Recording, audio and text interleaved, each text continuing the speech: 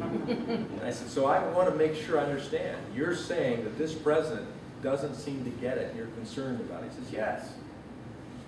He said he doesn't understand the greatness of America. He says, we do contract work with China. I mean, we're a third world country, he said. We have to. And China's a great country.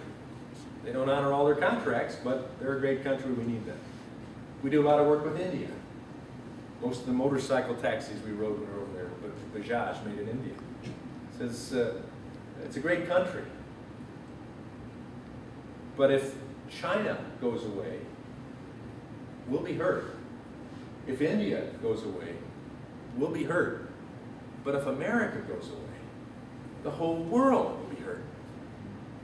Doesn't your president get that? Well, those are the issues we face, and that's what they say about America. And why would we think of going any direction other than what has produced the greatness of America in its industrial, its agricultural, its technological, scientific revolutions that didn't come as a result of government doing it or even initiating it, but setting in place a framework that allowed that to happen. So I'm committed to doing that. I don't like the fact that my 2 grandkids, we have 3, 1 in heaven and 2 on the ground, and I don't like the fact that their incomes are already being expended before they've even applied for a job. And they can't yet at 3 1/2 and 2 years of age. It's unconscionable that we would even consider turning over a world to them in the future that has been diminished as it could be from where it's going right now, as opposed to giving them at least a country that we've been benefited with. So that's where I stand, and I look forward to representing according to those principles. You have my track record, and it'll continue. Questions? Comments? If the Republicans are fortunate enough to take over the House in the fall election, and maybe a half a dozen seats in the Senate, will health care be able to be repealed?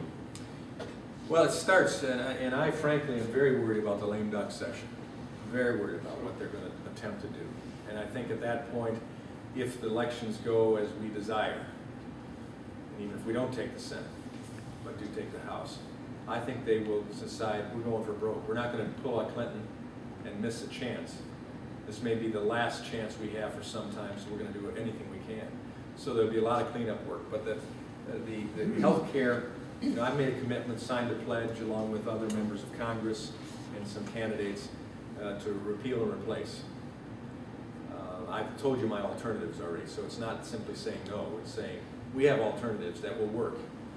But it starts, I think, the first 2 years while Obama's still president and will not sign any reform proposal that we simply don't fund the implementation of the earliest portions of the health care takeover. If we don't fund it, if we don't pass a budget, and that begins in the House, as you know, funding bills, begins there. If we don't pass it with the funding necessary, he can't implement it. And then, in 2012, we changed administrations to a president who will sign common sense, patient-centered, free market based healthcare reform. But in the meantime, while we're not funding, we can also offer, you take my bill, which became the priorities and it became the centerpiece for the Republican plan that they brought to the White House at the Obama summit on healthcare. And Peter Roskam and Paul Ryan and then Dave Camp from Michigan went there and spoke and did so well. And if you watch that, I'm sure proud of Dave and how he handled himself. But it was my bill with a few other additions, such as a high-risk pool of funding that was put in for pre-existing conditions. Some of those good things that they put in.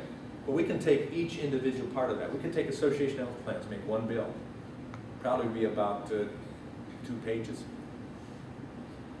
not 2,000. And we can run that up the flagpole, put it through committee hearings, talk about it. Rush Limbaugh, Sean Hannity, Mark Levin, Glenn Beck, and others can talk about it. The American people can read it, like they've become accustomed to reading it since their members of Congress aren't.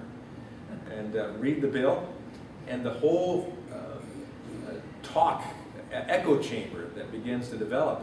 By the time we have a chance to actually pass it and sign it, America knows about it, feels comfortable with it. We can do that with health savings accounts expansion. We can do it with purchase across state lines of healthcare coverage. Again, we're talking about paragraph bills or two-page bills. And America's echo chamber can begin so that we're ready. I think that can be a good thing for those 2 years.